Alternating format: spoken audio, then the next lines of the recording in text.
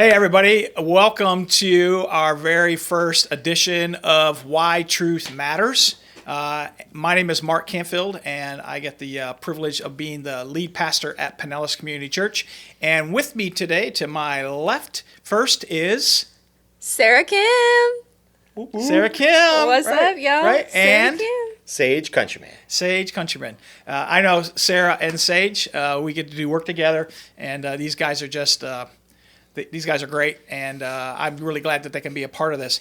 Now, you guys know that several weeks here at PCC, weeks ago, we started a new series called Topsy Turvy World. And it was really based on a book that my wife and I, Lori, we used to read to our kids who are now in their young or middle, early 30s.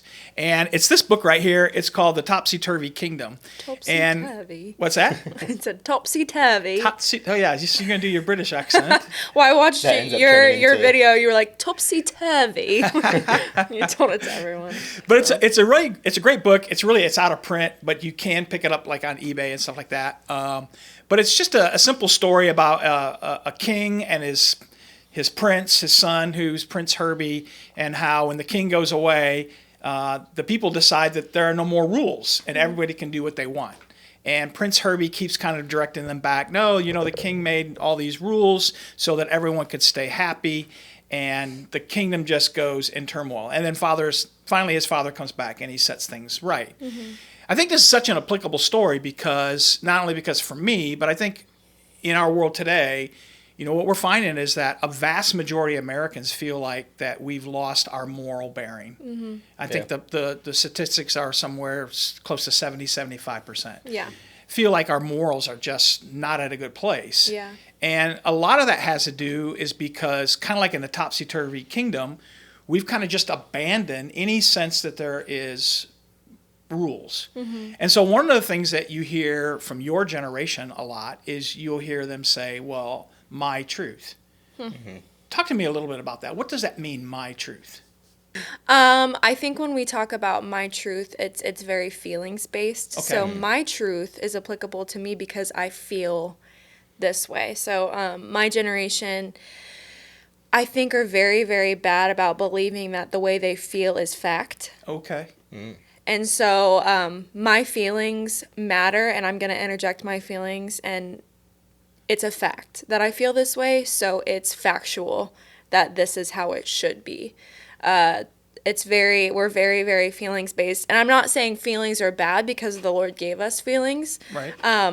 but we almost don't know what to do with them. I think we're very just like, I feel this way, but what is a healthy outlet? Well, I'm just going to push it on other people and assume that it's right and it's okay for me to feel this way because that's what we're taught from a young age, at least my generation. It's okay to feel the way you feel, speak your own truth, believe what you want, and stand up for it. Right. And so it's almost like we push it on other people, I think. Yeah.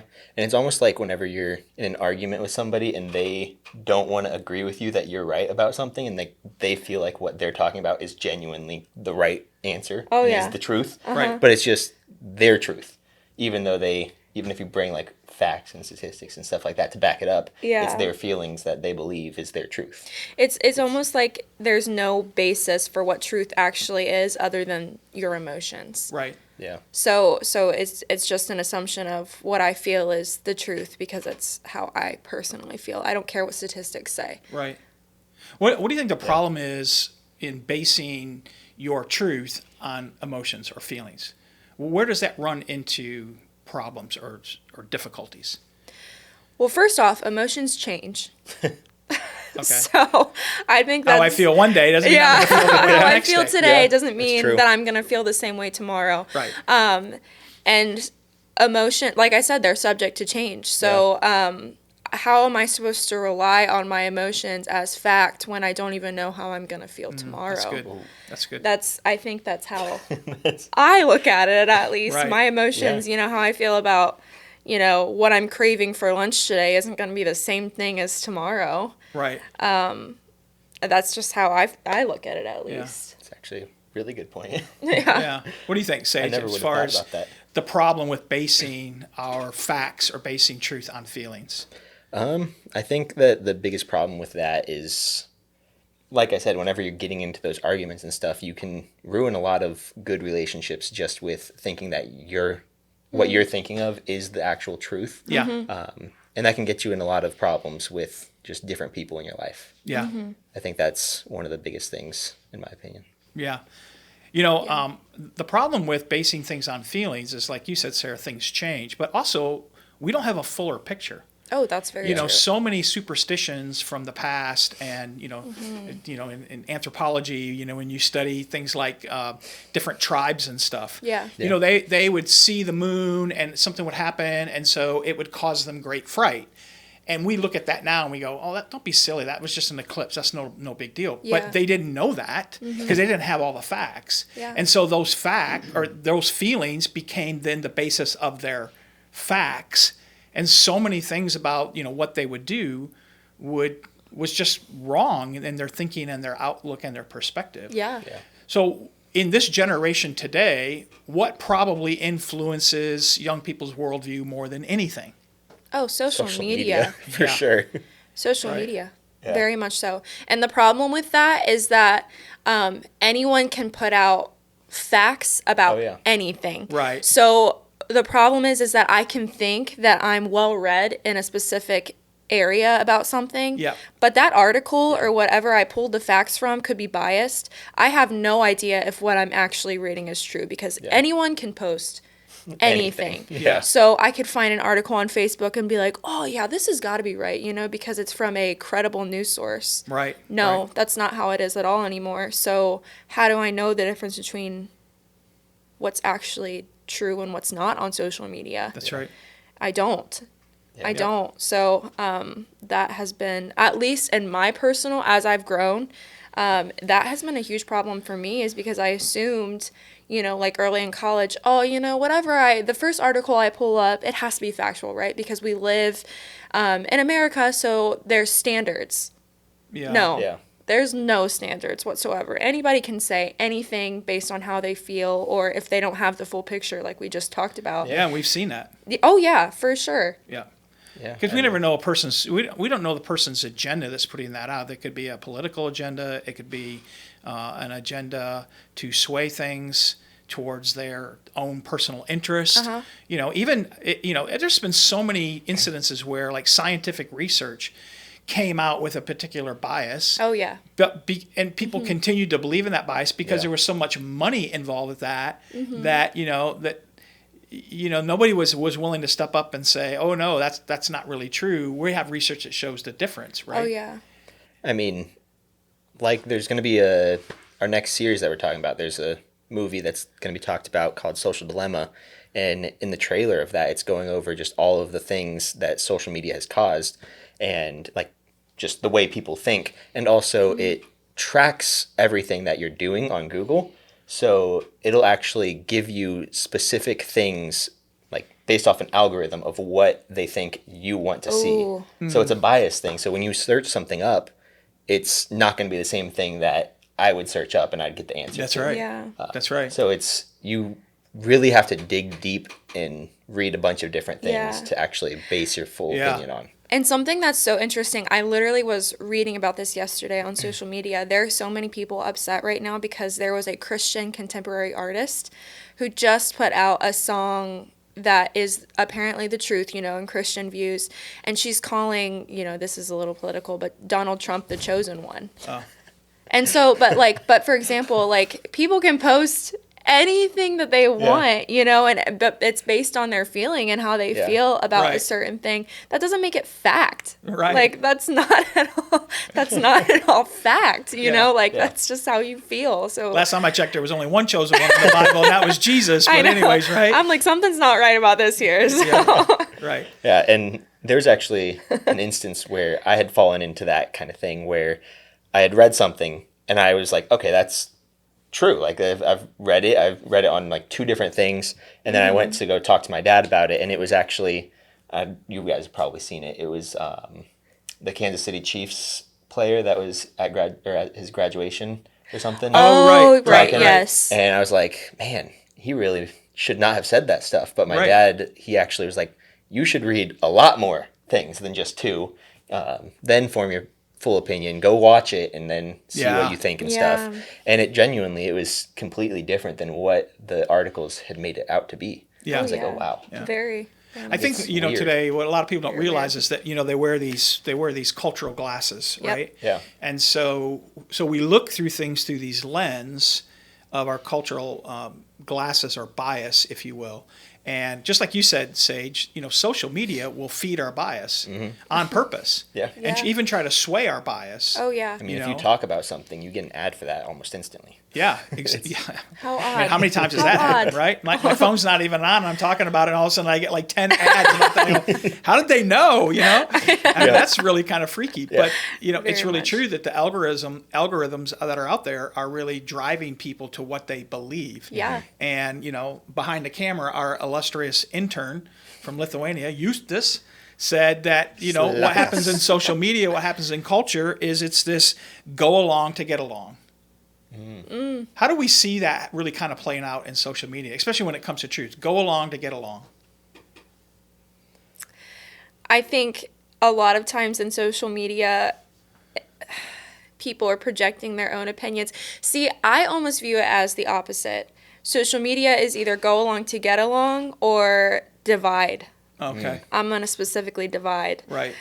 Because, like I said, everybody has their own truth, their own opinion. And Right. social media has all of a sudden become this fallback place where everybody can just post whatever they think. Right. And it's almost as if go along to get along. I agree with your opinion, and I'm going to talk to you about how great you are because your opinion is so true. Wow, thank you so much for speaking this truth. Right. Or I'm going to attack you on social Yeah, media. Oh, yeah. how dare you think that? How dare you believe that this is right? Oh my goodness, I'm going to repost this and just drag you in it and talk about how terrible and Or misinformed ignorant you or are. stupid. Or, Yeah, I almost think it's one side of the spectrum. It's either go along to get along or go along and divide. Yeah. Yeah. You're going into social media with one or the other. Yeah. There's no in between for me, I feel like. Yeah, and it's weird too because there are some people that will end up deleting those comments on their posts that are like Oh my the, goodness, yeah. just dividing posts where it's just they're Yeah. being attacked and stuff. So they'll delete it. So then when you go to the comments and stuff, and it'll all just be, "Yep, I agree with you. I agree with you. I agree with you." And it's like, man, everybody agrees with Yeah. them, but it's just Yeah. people pick and choose what they want other people to see. But when it even comes to, going along to get along, people aren't well informed. Yeah, Like we that's just right. talked about. So if my friend believes this and I'm not informed in that area, okay, sure. Yeah, you're right. Whatever you say, I'm going to believe. Because I'm not well versed in that. I don't Yeah. understand. So Yep. yeah, go along, get along is also very powerful. Like Yeah. it's Yeah. very much so. I watched it happen, in high school, like different debates and things happening, like, okay, well, I don't know anything about that, but because my friends are saying this, I just assume that it's right. Yeah. So Yeah. I'm just gonna, okay, yeah, sure, I fight for this. I Yeah. believe in this, you Yeah, know? and that's It always cracks me up when on social media, you have a particular issue and, a movie star or an athlete comes out and says, oh, yeah, that's the way it is. I'm going to go, how do you know? Exactly. You play basketball or you play football. How do you know that that's true? Yeah. But it's what I would call a herd mentality. And it's this mentality that this is what's true. We all accept it, Yeah. so you should too. I mean, people just want to be like other people. They Yeah. want to feel fit in. Accepted. They want to feel accepted and Yeah. feel Yeah. like they're fitting in. Yep. And that's one of the biggest problems with our generation, I feel like. Yeah. Yeah. Is that they just want to fit in so bad that they'll believe pretty much anything. Yeah. So when it comes to the truth, then what do we do? Because there's the my truth is really moral relativism. Like everything is relative, right? How I feel today or what you feel tomorrow. But some of the real problems with moral relativism is that whether it's cultural or even religious, is that that belief is that, well, what they believe is good for them, what I believe is good for me. Now, from an individual perspective, that might work, though I don't really think it does, but that someone will say it might work. But the problem is when you get into society or when you get in with other people, start mixing. What do you do when their truth is that because you don't believe in their religion, they're going to cut your head off? Can you then say, well, that's their truth. Hey, my truth is that you don't cut my head off. What do we do when those things conflict? And so that's really part of the problem of moral relativism, where moral absolutism says that there is truth, there is a foundation. And you can read all sorts of things in the Bible, but instead of all the other things that are in the Bible, let's just look at the words of Jesus. Jesus said when he was standing before Pilate, just before he was crucified, he said, "I came to testify to the truth." And so in Jesus' mind, there was absolute truth. Yeah. And he said, I am the truth. In fact, he even says it to the disciples, I am the way, the truth, and the life. There's another passage, I believe it's in Matthew, where Jesus said, if you build your life on my words, then you will know the truth. There's another place he says, you will know the truth and the truth will set you free. So all through Jesus' teaching, we see truth. Because even in his day, that was a huge thing. Because, the Hebrew, Jewish, culture was being influenced by Rome and by Greece and things like that, which were really big into philosophy. And so as we look at that Jesus' truth, which as believers we would say is absolute truth, what do we do when culture's truth conflicts with Christ's truth? Stand firm in what is actually the truth. Okay. Yeah, and refer back to the Bible for answers. Yeah. Instead of referring to social media. Yeah.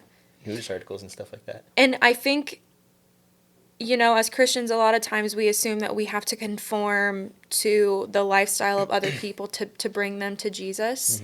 And I don't think that that is true. What do you mean by that? Tell me more. Conform to the lifestyle of other people. Conform to the lifestyle, conform to their sin, and assume and pretend and act like it's okay. Okay. And coddle them and what they want to hear. Yeah. Rather than what the actual truth is. Right. Jesus was controversial. Yeah. Jesus was very controversial. Walking in the truth today is controversial. Yeah. Because people assume that their truth is fact. Yeah. Yeah. Yeah. But we know that our truth is what the fact is. It's the basis. Yeah. We walk in truth. And that's a gift that God has given us that nobody can take away from us. So why would we not walk in our truth, but we need to do it humbly, I think. I think that's the difference. Yeah. Well, we see that, in fact, next week in part 2 of this, speaking series, as well as episode 2 of this podcast, we're going to talk a little bit about that because, when Jesus is confronted and with a woman caught in adultery and, the religious people want to stone her and Jesus says, well, you who are without sin, cast the first stone. In that moment, Jesus is protecting her and then he accepts her, right? Yeah. He accepts her. He gets down onto her level. I believe he's showing her love and compassion. Yeah. But his acceptance did not mean that he affirmed what she was doing, because then he said, go and sin no more. Exactly. And so, here at Pinellas Community Church, we are a diverse and accepting community. Yeah. But it doesn't mean that we affirm sin. Yeah. And I'm not just talking about like certain sins that are out there. I'm talking about any sin. That's sin in our life. Oh, yeah. We talk about moral relativism. I mean, there's a lot of people in the church that are biblical relativists. They're going to believe in what they believe, and the parts they don't like, they don't believe it. Yeah. And so, they'll say, well, I believe that part, but I don't believe that part. And so then they want to act as if, that they don't have to.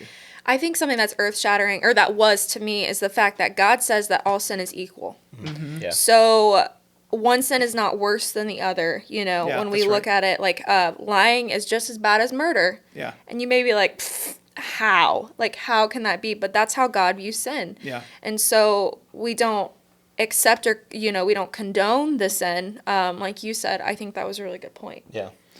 And So, Sage, what do you think? What do we do when culture's truth conflicts with Christ's truth? I mean, yeah, like you guys are saying, you refer back to the actual truth of what the Bible says. Yeah. And you just have to protect yourself from the culture and what they think is truth. And I know you guys are touching on it a decent bit, but it's hard to tell the truth and let other people know what the truth is when there's so much set in their way. Yeah.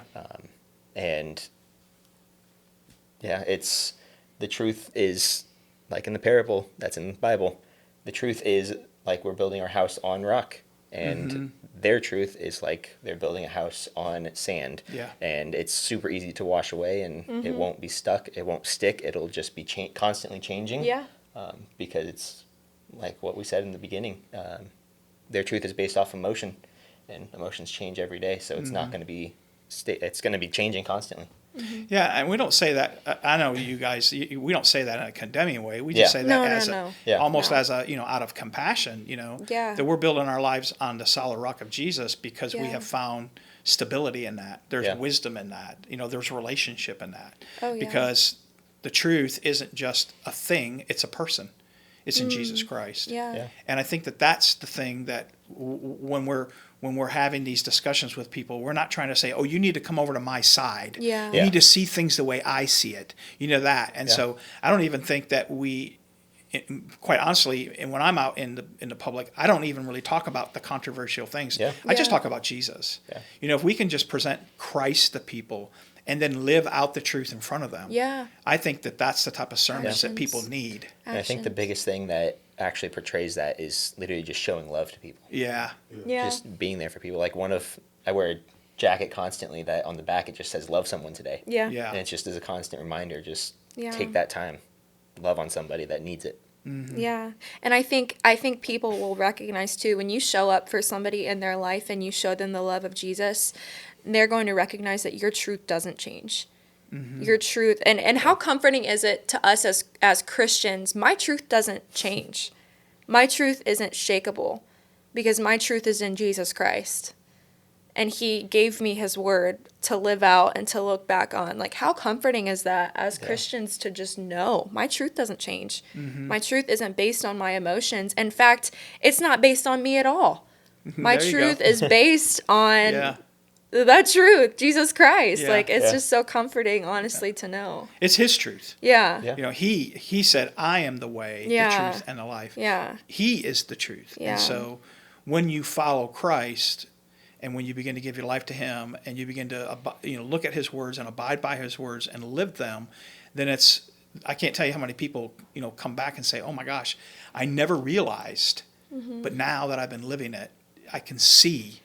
And Jesus oftentimes would say this so many times, for those who have ears to hear, let them hear. Yeah. And it's like everybody in the crowd is looking around. We all got ears, Jesus. What are you talking about? He's not talking about physical ears. He's talking about spiritual ears. Yeah. Yeah.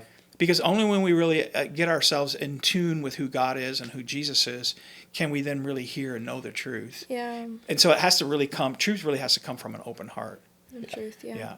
I think for us as believers, what we have to do is we always have to remember that we live in a culture. Yeah. And so we have to, the Bible even says we are in the world, but not of the world. So we are in this culture and we have to begin to, look at our lives and how do we fit within this culture. But as believers in Jesus Christ, Christ always has to be over culture. Yeah. That always has to be before our cultural lens. We have to put on, well, what does Jesus say? It's that Christ lens. And we begin to watch and see things through those lenses that I think is so crucial. I think something that I've had to realize, at least as Christians, is we're not going to fit into culture. Yeah. So we're not ever going to fit into that. Mm-hmm. You want to ask them that last question? There's a political question, right? Oh no. Oh dear. Yeah, and so so there is one question. We can wrap up with that. What do we do then if our if living Christ's truth, other people say, oh, that's political. And honestly, that can go on both sides of the spectrum. Both political parties have, certain aspects that come from God's word, So, but what do we do when we're saying we are espousing or we are living out a truth or talking about a truth and it conflicts maybe with culture or something? People just say, oh, well, that's politics. So what is our response to that? What do we say? Well, I'd say that the original truth is his truth. Everything else that's considered to be a political truth has been made that way by culture. That's And good. the original truth is what is said in the Bible, what Jesus says That's good. in the Bible. Yeah. That's really good. Yeah. I'm going to live by the truth of Jesus, not because it's a political stance. Like Sage said, it was adapted to become a political stance, but this came way after Jesus lived. Yeah. And I'm going to model my 2,000 life. years, Yeah, right? yeah. Yeah. I'm going to model my life after the truth. And if that takes a political stance, that's not the intention. Mm-hmm. The intention is to model myself after the truth, which is Jesus Christ. Yeah. And that is my first and only ambition. Yeah. I'm not trying to be political. I'm really not. I'm just modeling myself after Jesus. Yeah. Yeah. That's good. You know, I've always thought about this, that truth is a lot like the laws of our land.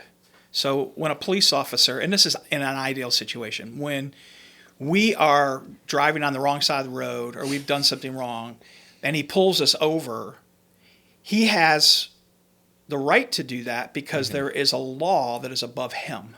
Yeah. And that law empowers him to then act in a responsible way, but to enact and say, what you did was not right. Mm-hmm. And that rightness is not his opinion or his feelings. Yeah. That rightness has to be rooted and grounded in a law that was written in that city, state, or country. Yeah. And so for us as believers, what gives us the right to do the things we do can never be based upon our feelings, and it can't be based upon other people's opinions. If we do that, then like you guys have already talked about, we're all over the place. Yeah. But that we live the way we do because of the written code that we see in God's word and that Jesus lived out and taught. And I think if we can remember that when it comes to truth, that truth has to have a basis. Yeah. Because you're right. Whenever you ask people about, well, why do you feel that way? Or why do you believe that? Well, I just feel that way. There's no basis. Yeah. There's no basis upon what they believe. It's just based upon their feelings. Yeah. Yeah. And what Christ provides us is not just feelings. He provides us a foundation under our feet. So. Yeah. Yeah. Well, guys, thank you so much for being here. Sarah, you. Sage, Yeah. appreciate you guys. And we thank you guys for joining us. And we hope to see you next week on episode 2.